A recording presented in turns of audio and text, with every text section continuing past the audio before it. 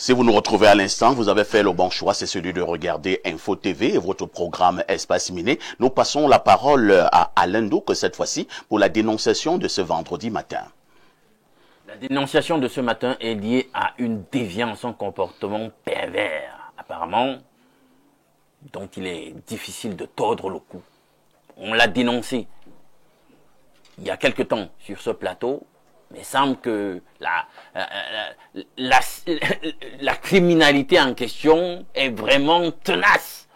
Donc, il semble qu'il continue sur nos marchés à exister des produits alimentaires allant de la viande, des féculents tels que le plantain, des fruits qu'on injecte au formol. Ah bon? Oui, parfois vous allez voir une viande là comme ça, les mouches ne se posent pas dessus. D'une couleur toujours vive. Il n'y a pas de mouche là qui se pose sur la viande. C'est dangereux. Les fruits qu'on fait mûrir précocement. On veut rapidement que le plantain jaunisse pour donner l'impression que c'est déjà mûr. Or, dans le fond, on a simplement poussé le bouchon, mais c'est pas le cas. C'est pas vraiment à maturité. C'est pas encore mûr. Les fruits de même. On injecte des fruits, etc. pour obtenir un mûrissement prématuré et sans tenir compte des répercussions sur la santé. Les Camerounais vivent ça sur les marchés. Il y a toujours cet empoisonnement aussi, à un autre niveau, dans les boulangeries. Parce que là, on ne sait même pas si, là aussi, ça s'est arrêté. Au bromure de potassium. Parce que un produit dangereux. Oui, le bromure de potassium, ça permet vraiment de donner un aspect très croustillant au pain, très marron, alléchant, etc. Les gens mettent du bromure de potassium sans tenir compte de l'impact de cette substance-là sur la santé des Camerounais. C'est cela que nous voulons dénoncer en ce matin sur le plateau d'Espace Miné. Nous allons passer la parole d'abord à Madame Nga sur ce même plateau. Je pense qu'il y a pratiquement 2 ans, nous posions déjà cette problématique sur la table, cette affaire où on inocule le formol sur certains aliments. Alain Douk l'a dit, les produits, les fruits, la viande, et on en oublie certainement. Apparemment, c'est très dangereux pour la santé. Madame Gar, votre commentaire. Je trouve que c'est un acte criminel. L'État devrait... C'est vrai qu'il y a déjà une structure qui est chargée de suivre la qualité des produits qu'on met sur le marché. Pour moi, je pense qu'on devrait aussi mener des campagnes de sensibilisation auprès des commerçants, des opérateurs économiques, des exportateurs, de tous ceux qui vendent dans des produits de première nécessité, qui s'occupent de remplir le panier de la ménagère. On devrait leur sensibiliser en leur disant que le tout n'est pas d'avoir de l'argent, mais il faudrait aussi penser à la santé de ceux qui viennent se procurer ces produits. Donc, il faudrait que l'État prenne en charge ce domaine-là et sévit encore un peu plus, que l'État soit sévère et que ces produits soient... Je pense qu'il est important qu'on puisse les saisir et aussi, pourquoi pas amender, qu'il y ait des amendes pour tous ceux qui essayaient de jouer sur ce terrain-là. C'est ce que je pense, parce que la santé avant tout, sans santé on n'a rien. Et c'est pourquoi on voit aussi déjà des nouvelles maladies et autres dont l'État devrait prendre en compte. L'État devrait sévir et les commerçants pour qu'ils puissent conscientiser ces commerçants, parce que je pense qu'ils ne...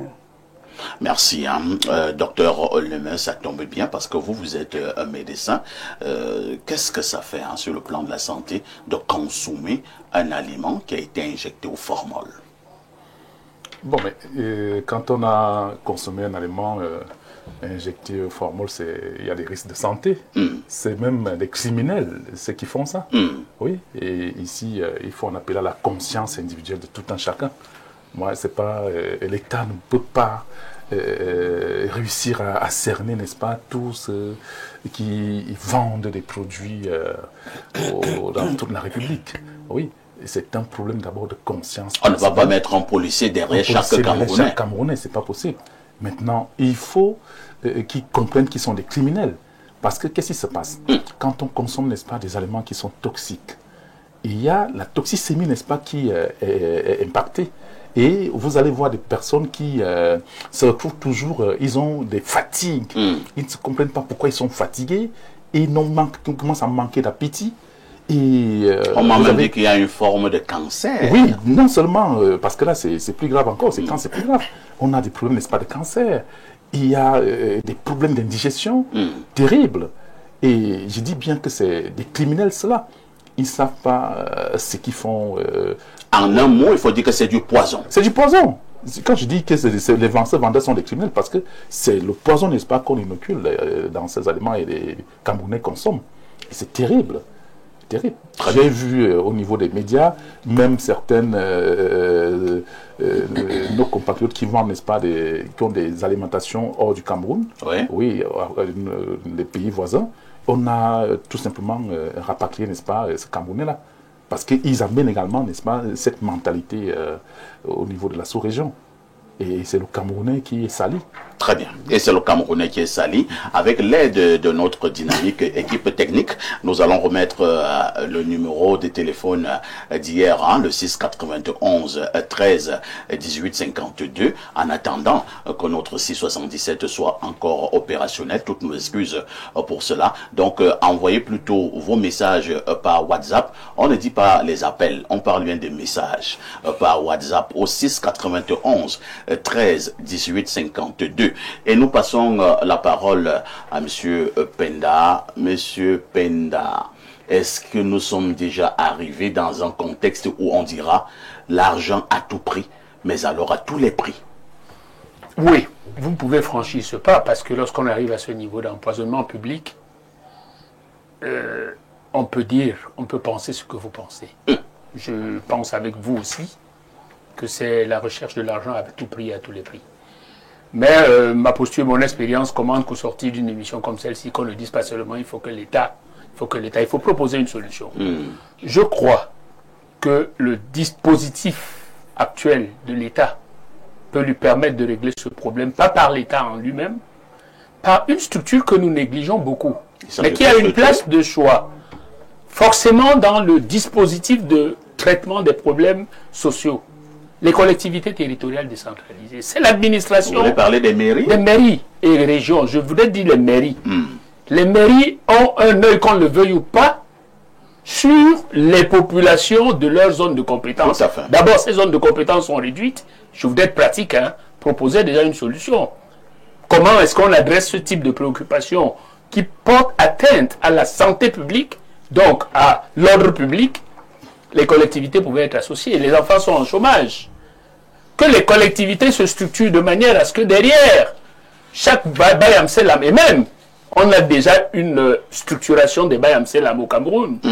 Une de leurs missions devrait consister à faire le gendarme autour de ces dames qui prennent le risque de s'aborder leur structure, leur organisation. Par moment, nous recevons la présidente des Bayam sur ce plateau. Pourquoi ce n'est pas pour la forme qu'il y a ce type d'association? Voilà des pistes de travail à rentabilité certaine, d'ailleurs qui permettraient de résoudre des problèmes de chômage. Parce que si nous calculons le nombre d'enfants en chômage qui font à la maison, et à qui la mairie confie la responsabilité de faire de la police discrète ou directe auprès de ces femmes, je crois que si des sanctions aussi sont immédiatement prises, lorsque les dénonciations sont faites, cette situation peut connaître un début de traitement. Il me semble que là, c'est une piste, que je jette une bouteille, que je jette à la mer, dont on pourrait s'emparer pour adresser cette préoccupation qui est vraiment très grave. Depuis que vous l'avez dénoncé, souvenez-vous bien, c'était vers la région de l'Est, précisément dans la zone de Dimako. Vous avez fait ces dénonciations ici, la situation s'est assez... Mais allons au-delà de la dénonciation et trouvons des moyens pratiques pour adresser ces préoccupations. On ne va pas mettre un gendarme derrière chaque Bayam Selam ou Bayam Houmen, je crois, Selam Houmen, mais on peut identifier les personnes qui se livre à ceux-là d'actions diaboliques. Merci. Hein. Jeanne Rosine, que faut-il faire? C'est vrai que M. Penda a donné une série de propositions. Le tout n'est pas que nous venions toujours pleurnicher sur ce plateau, hein, parce que j'insiste que ce n'est pas la première fois que nous dénonçons cette situation. Voilà pourquoi, à un moment donné, on peut même voir pourquoi certaines personnes ne mettent pas long. On ne comprend pas. Si tu passes le temps à consommer des choses avec du formol. Alors, ces gens-là, ils n'ont plus de conscience, ils n'ont plus de cœur. Au Cameroun, on n'a plus de cœur. Hein. On vit au jour le jour. Et surtout les mamans qui viennent de la brousse. Lorsque vous arrivez au marché, vous constatez que tous les plantains sont mûrs. Mais il faudrait être observatrice ou observateur, parce que lorsque vous regardez le plantain, il n'est pas vraiment mûr comme on le dit, c'est juste la couleur jaune là qui est posée. À l'intérieur, ce n'est pas et trop ça. Et à l'intérieur, ça. lorsque vous cassez, parce qu'une maman qui est sérieuse, une vendeuse, par exemple, c'est la caisse, elle casse toujours. Elle va vous montrer s'il y a de la sève à l'intérieur, vous savez que le plantain n'est pas en maturité. Donc, bon, les jeunes mamans, les jeunes filles qui vont marcher, leur problème c'est d'acheter le plantain mûr et puis on s'en va à la maison. Mais il faudrait bien observer ces techniques. Pareillement aussi pour la viande. Vous savez, le formol, c'est une solution aqueuse très dangereuse. Et déjà, son liquide, l'odeur est très piquante. Parce qu'on l'utilise franchement dans les morgues. Tout à fait. Oui, pour nos frères qui partent avant nous.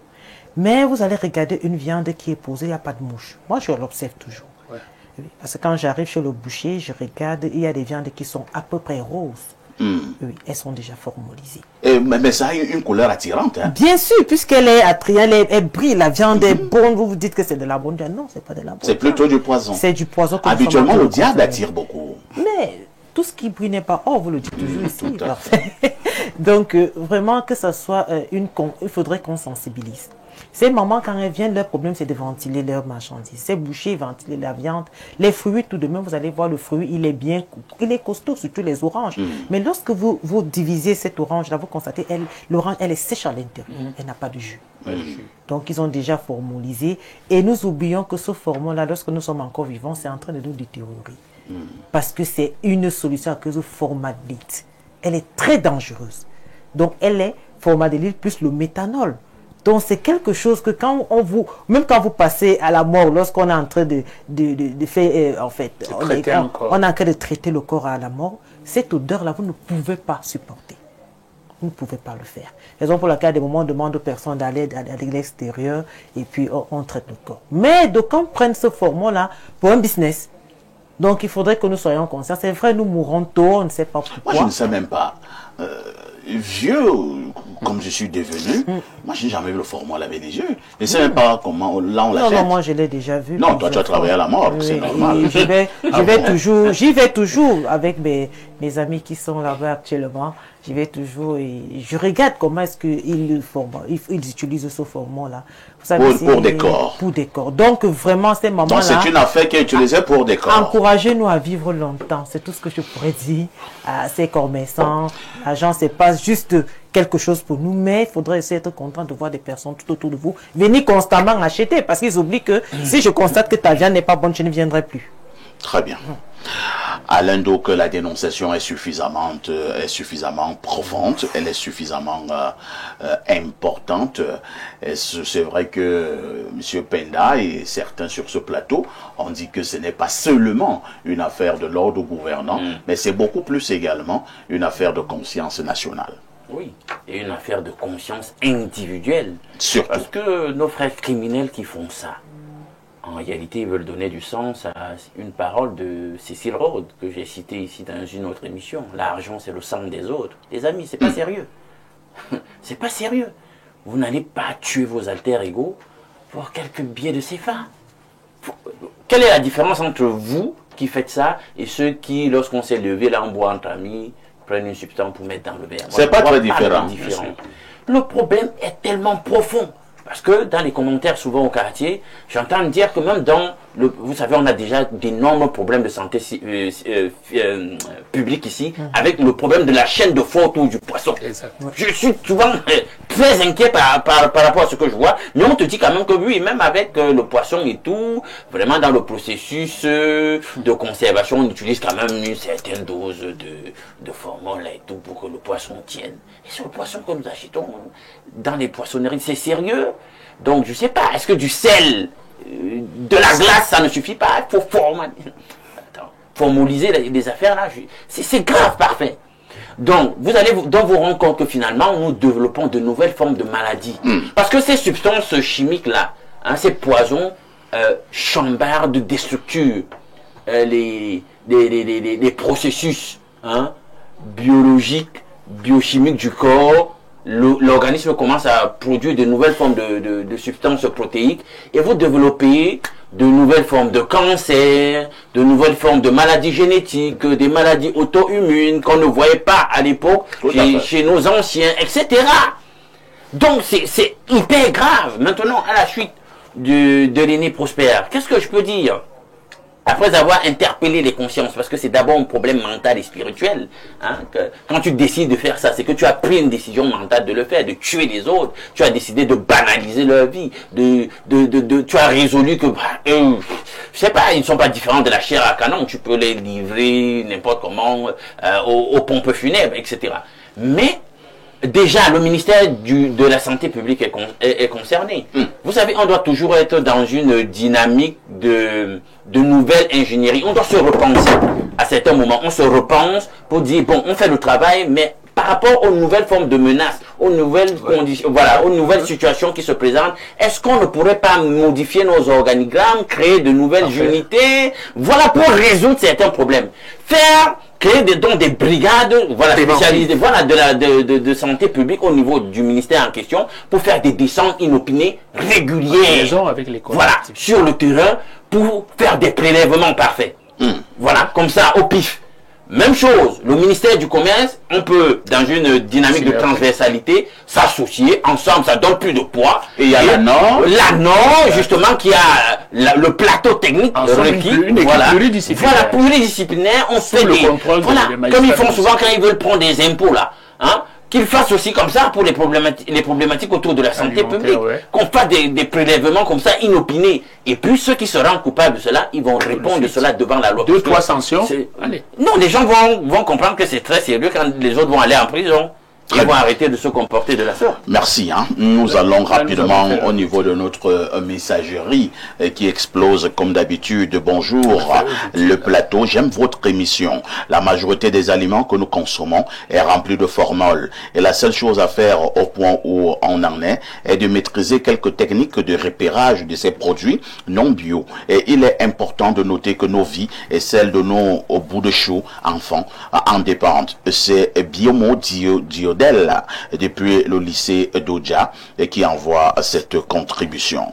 Une autre contribution ce matin. Bonjour Monsieur Parfait, ici notre gros sac de modération. Très belle émission et très bon début de week-end par anticipation à toi et à toute l'équipe d'Info TV. Mais Monsieur Parfait, ici, vous aviez toujours dit que nous sommes des téléspectateurs privilégiés. Tu nous as demandé d'appeler hier après l'émission pour le numéro de Monsieur l'évêque, mais vous nous avez raccroché au nez. S'il vous plaît, je suis de retour une fois de plus pour le numéro de Monseigneur Ella. Bonne suite d'émission, merci. Le problème, c'est que nous voulons faire un effort de vous satisfaire, mais à un moment donné, certains exagèrent. Je vous assure, quelqu'un t'appelle à minuit.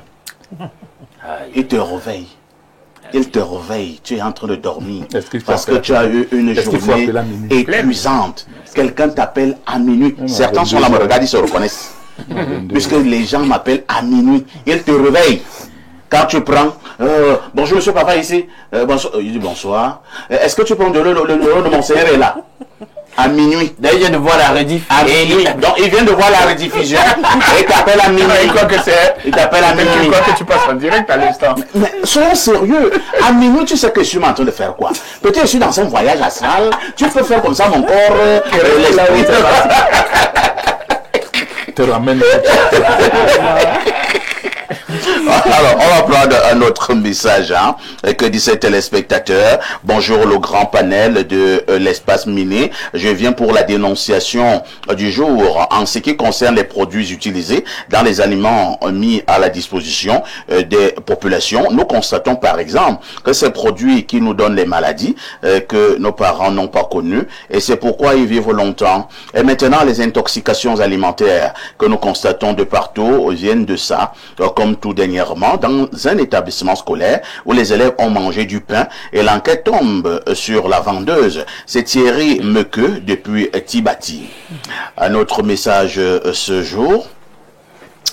Bonjour parfait à ici, bien de bonnes choses à vous et à votre équipe. Je crois pour ma part qu'il faut sévir et de manière sérieuse frapper fort puisqu'il s'agit là d'un acte criminel volontaire. En faire grand écho aiderait à dissuader un grand nombre. C'est Alexis de Garoua qui envoie le message. Ah, vous êtes à Garoua. Vous êtes à Garoua. D'accord. Je pars au 240. C'est un message de la Guinée équatoriale. Buenos dias. Bonjour mon cher frère parfait. Ravi de vous voir après un mois de maladie. Je voudrais savoir... bon, je n'arrive pas à bien lire. Il dit qu'il est le révérend Samuel depuis Bata. Dites bonjour à tous les Camerounais qui vivent de ce côté. Quelqu'un dit ici, Seigneur, nous te prions pour Info TV, et plus précisément pour Espace Miné, cette chaîne qui nous édifie et nous informe. Nous te demandons de bénir et de protéger Aïssi, le journaliste parfait, qui travaille avec intégrité et passion pour apporter la vérité et la lumière. Que son travail soit une source d'inspiration pour nous tous et qu'il continue à servir avec amour et dévouement. C'est Paola de Jouvence. Paola, je dis Amen. Amen. 3 fois Amen. Un autre message ce matin que dit ce téléspectateur. Bonjour Perfecto et à ton riche panel. Waouh Perfecto, tu as une voix d'ange, tu chantes merveilleusement bien. Merci. Bonjour Perfecto et à ton riche panel. Bonjour Hans. C'est Marie-Pascale depuis Ancolda. Un autre message ce matin, plus de messages comme d'habitude. Alors que dit ce téléspectateur? Nous allons prendre 3 dernières réactions. Bonjour Monsieur Parfait ici et à tout ton panel. Je vais dire merci à Monsieur Alain Douk, l'ombenguiste, pour la dénonciation. Parfait, elles mettent aussi dans les légumes et les condiments verts. C'est très grave en ce moment. Parfait, vraiment, merci. C'est Bilibi depuis Nkwaban qui envoie cette contribution.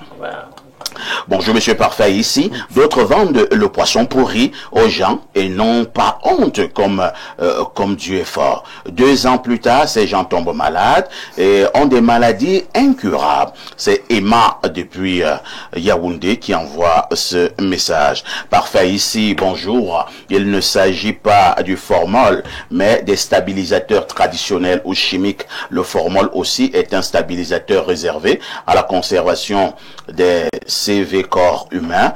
Sachez aussi que dans les saucissons, boîtes de sardines, vin, toutes les boîtes alimentaires, il y a des stabilisateurs. Mais s'il te plaît, mais vraiment la suite n'est pas bonne. C'est Oumarou de Douala qui envoie ce message. Merci à toi Oumarou. Un autre message. Allô, bonjour, perfecto. Il doit d'abord dire allô. Allô, bonjour, perfecto. Et le plateau, merci pour le thème du jour. Peut-être ça va sauver plusieurs Camerounais. Alors, allez-y un peu vers le secteur de Bertois. Vous verrez comptoir de viande. On ne trouve aucune mouche, car la viande a été aspergée par les produits chimiques, ainsi que les poissons frais venant de l'Ompanga. C'est très grave. C'est Patrice depuis Ngalmendouga et qui envoie donc cette contribution ce matin. Un autre message, bonjour parfait. Des fois, ces appels te créent même des problèmes avec ton épouse qui pourrait te soupçonner d'infidélité. Et c'est vrai. Alors que nous nous battons au quotidien pour être fidèles. Voilà. Je ne sais pas pourquoi vous riez. Mais attends, qu'est-ce que tu avais nous dire si tu te bats pour être fidèle? Mais pourquoi je dis ça, tu en ris à quoi, docteur? Pourquoi tu te bats que tu te restes? Parce que ce n'est pas facile. Reste fidèle, il n'y a pas de force. Ouais. Est-ce que ça touche les muscles? Je ne sais pas ce qu'il y a un docteur ou le médecin. Tu te bats. Nous marquons une autre chose.